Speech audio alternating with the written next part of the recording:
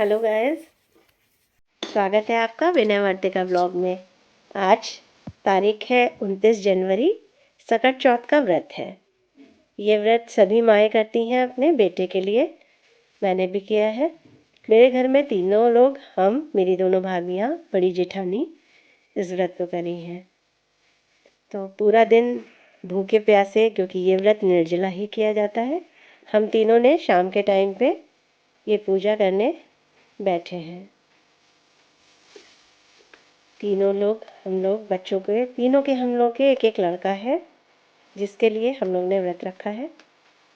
देखिए, सकट का व्रत बकरा बना के किया जाता है और लकड़ी की पीढ़ई, जिसे हम पीढ़ा भी बोलते हैं, इस पे सकट माता की घी से मूर्ति बनाई जाती है और तिल गुड़ के बकरे बनाए जाते हैं। ये देखिए, बकरा तिल और गुड़ को भून के बनाया जाता है। इसी को लड़के बाद में काटेंगे। जब पूजा हो जाएगी तो इस बकरे का बच्चे काटेंगे।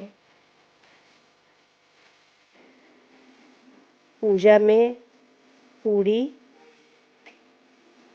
पुआ चीनी और आटे का, मीठी पूड़ी जिसे आप बोलेंगे, उसे हमारे यहाँ पुआ बोला जाता है।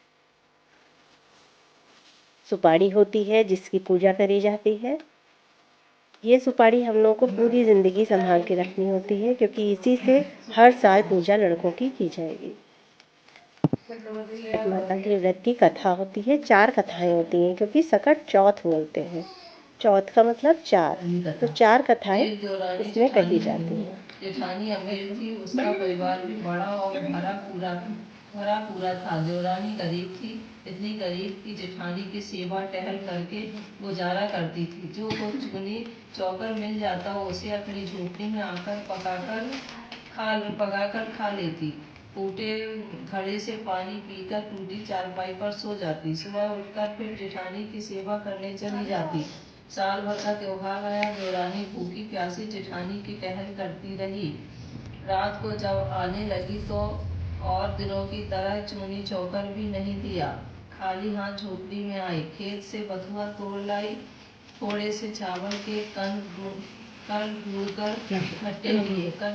काम करके लौटकर तब थोड़े से तिल और गुड़ मांग लेना, जिससे हम पूजा कर लेंगे। लड़का राजा के यहाँ काम करने पहुंचा। दिन भर काम करने के बाद वह एक भंडार गृह में घुस गया। भीतर से दरवाजा बंद कर लिया। वहाँ तो सारी चीजें भरी पड़ी थी, पर उसको चोरी की आदत तो थी नहीं। सोच रहा था कि चोरी करूं तो कैसे। राजा ने कहा, मैं कैसे विश्वास। आदमियों ने बुढ़िया को पुकारा, तो बुढ़िया ने कहा, मैं बाहर नहीं आ सकती, मेरी धोती फटी हुई है। आदमियों ने लौटकर राजा से कहा तो राजा को दया आ गई। राजा ने कहा, गाड़ियों में जितना चाहो उतना माल लदवा लो, सब तुम्हारा है। घर जाकर माँ से कहो कि वो विधि विधान से सकट माता की पूजा करे और सुखी से जीवन व्यतीत करे। अब तुम्हें चोरी की जरूरत नहीं। तो अब बारी आती है बकरा काटने की। ये देखिए, चाकू से बकरे का गला अलग कर दिया गया है। इसी तरीके से ये अभी मेरे बेटे श्रेष्ठ ने किया है। अब बड़ी भाभी के दोनों लड़के, वही सेम चीज करी जा रही है। बकरे का गला उसके धड़ से अलग कर दिया जाएगा। आरती का समय है। अब आरती का देवा माता जकी पार्वती पिता महादेवा। जय गणेश जय गणेश जय गणेश देवा। माता जकी पार्वती पिता महादेवा। गणेश देवा माता जकी पार्वती पिता महादेवा।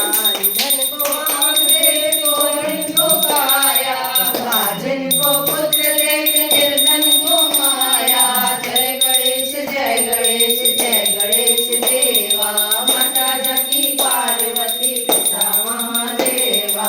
बन के भोग लगे संत करे सेवा।